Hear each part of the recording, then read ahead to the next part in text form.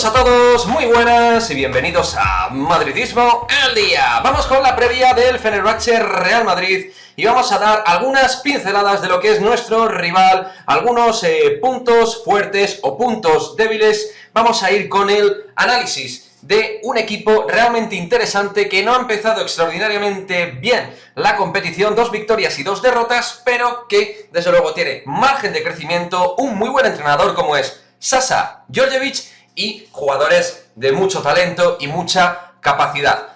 Y hablando precisamente, chicos, de las capacidades de este equipo, creo que en líneas generales es completo a la hora de poder defender por dentro y por fuera. Un equipo que ahora mismo es uno de los equipos más anotadores de la competición, pero que defensivamente es muy valorable. Cuando esta gente se pone a defender a nivel colectivo, es un equipo realmente muy, pero que muy correoso.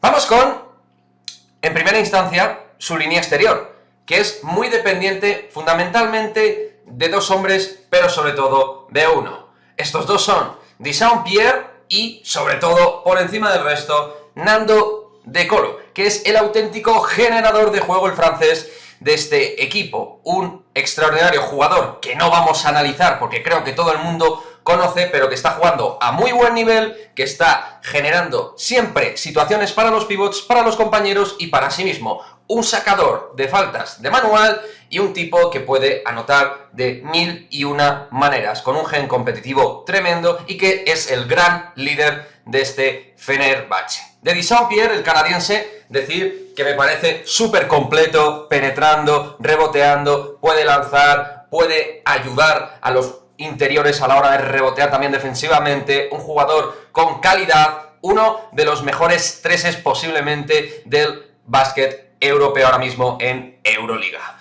Vamos con 2 jugadores ex-Baskonia, que creo que ahora mismo no están obviamente a su máximo nivel, pero que son 2 jugadores ya importantes en rotación, como Polonara y Pierre Henry.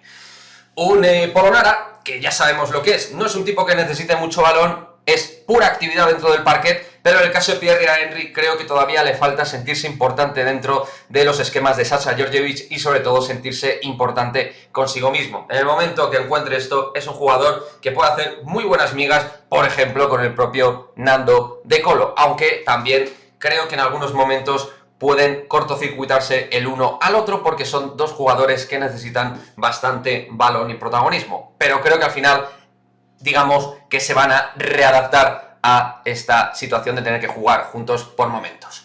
Vamos con un jugador que en su momento, al igual que Pierre Henry, en cierto modo, quizás o no, para el Real Madrid, Devin Booker, que es un 4 que tiene gran capacidad para anotar en el juego abierto, jugando en el poste alto y en el poste bajo. Un jugador que, cuidado, puede cargar de faltas a nuestros pivots y sobre todo creo que va a tener duelo directo con Gerson Yabusel. Así que al loro con este posible versus entre Devin Booker y Gerson Yabusel. Uno de los duelos quizás más importantes del partido. Muchos gregarios, pero gente muy versátil por fuera, al margen del propio Dysaume o de Nando De Colo, que es claramente, como digo, la estrella, pero hay jugadores interesantes como Sajok, por ejemplo, que ha llegado este año, o Marko Gudulic, el serbio, que es realmente un jugador de los llamados clutch pegamento, que hace bastantes cosas también en la pista y que defensivamente suele llenar, digamos, la intensidad del equipo. Un jugador realmente muy, pero que muy válido para un equipo y que seguro que Djordjevic le saca mucho jugo. Pero a la hora de sacar jugo es elemental, primordial, este jugador. Para mí, si no es el más importante, que puede ser De Colo, el segundo más importante claramente es él. Jan Vesely, el checo, que es uno de esos jugadores insustituibles dentro de la plantilla. No hay ninguno como él, porque luego tiene a Duberioglu, Bartel, jugadores que pueden jugar al 5 ahí, Booker de falso 5, tal, pero realmente no hay un Jan Vesely ni parecido.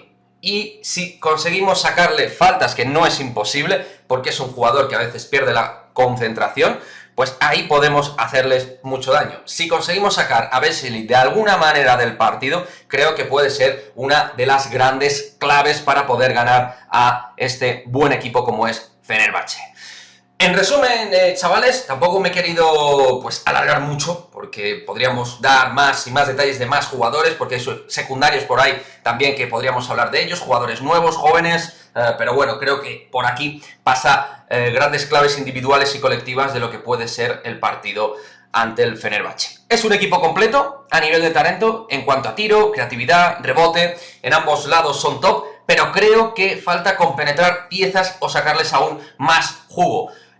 Mi sensación es que tenemos opciones reales ante un equipo que todavía, el Fenerbahce, tiene mucho margen de mejora, pero ahora mismo la plantilla por momentos me parece que es a nivel numérico algo corta. Creo que ahora mismo tienen en liza compitiendo bien a 7-8 jugadores, pero comparado con equipos como el Real Madrid o el FC Barcelona, creo que ahí le falta un poquito de profundidad. Pero lo dicho, estando bien, y yo estoy seguro que con el tiempo saca partido a estos jugadores, será un equipo que aspire a estar en Final Four. Ahora mismo está en un momento ciertamente irregular y que, bueno, tienen puntos claros de mejora, pero también, como digo, una base de calidad realmente muy, pero que muy interesante.